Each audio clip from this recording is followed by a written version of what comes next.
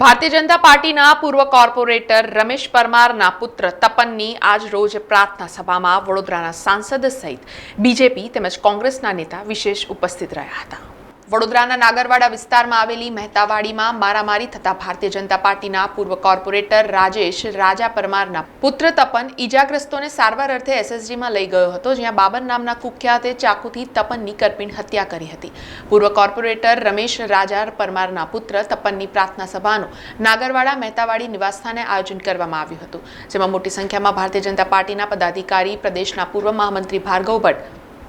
નગર પ્રાથમિક શિક્ષણ સમિતિના સભ્ય અને પૂર્વ chairman Minesh Pandya, ward number 14ના મ્યુનિસિપલ કાઉન્સિલર સચિન પાટડિયા, વડોદરા શહેર બીજેપી પૂર્વ મહામંત્રી સુનિલ સોલંકી, માંજરપુર વિધાનસભાના ધારાસભ્ય યોગેશ પટેલ, વડોદરા શહેર કોંગ્રેસ સમિતિના પ્રમુખ ઋત્વિજ જોશી, વિરોધ પક્ષના નેતા ચંદ્રકાંત શ્રીવાસ્તવ સહિતના નેતાઓ પ્રાર્થના સભામાં જોડાયા હતા અને પરિવારને સાંત્વના આપી હતી।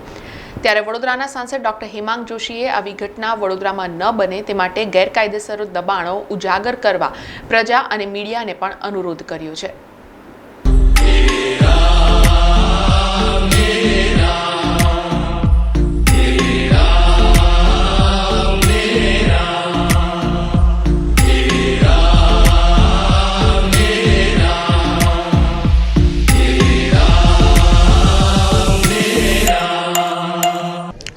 જે એક વડોદરા નહીં પરંતુ સમગ્ર ગુજરાતમાં જે ખૂબ જ ચિંતાજનક ઘટના કહેવાય એવી ઘટના કે જેનાથી સભ્ય સમાજમાં કાયદો વ્યવસ્થા ઉપરથી વિશ્વાસ ડગમગવા લાગે એવા પ્રકારની ઘટના એટલે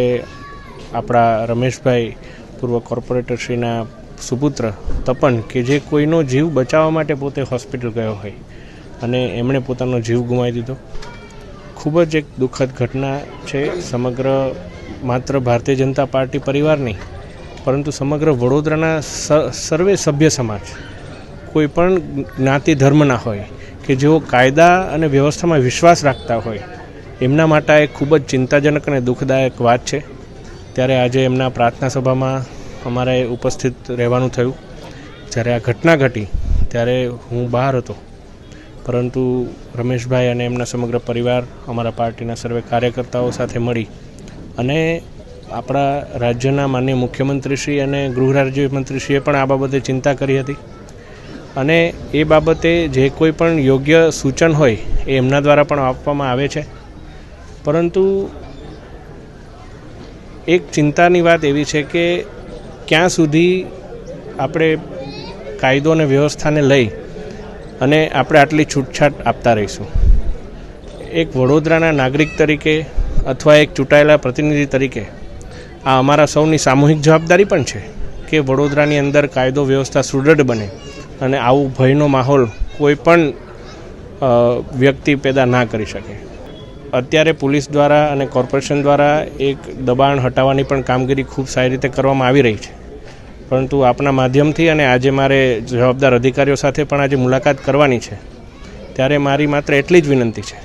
કે માન્ય મુખ્યમંત્રીશ્રી હોય, માન્ય ગૃહ રાજ્યમંત્રીશ્રી હોય કે ગુજરાત સરકાર હોય, એમના દ્વારા તો કડકમાં કડક સૂચનો આપવામાં આવતા જ હોય છે, પરંતુ એ સૂચનોને કડકાઈથી એનું ચુસ્તપણે પાલન કરવું એ વડોદરાની અંદર રહેતા અધિકારીઓ, પદાધિકારીઓ અને નાગરિકોનો ધર્મ છે। આપણે હજુ બીજા કયા તપનની રાહ જોશું ફરી દબાણો હટાવવા માટે? આપણે બીજા હજુ કયા તપનની રાહ જોશું કે ફરી કોમ્બિન કરી અને બીજા એવા ઘણા બધા અસામાજિક તત્વો હોય એને કોર્ડન કરવા માટે?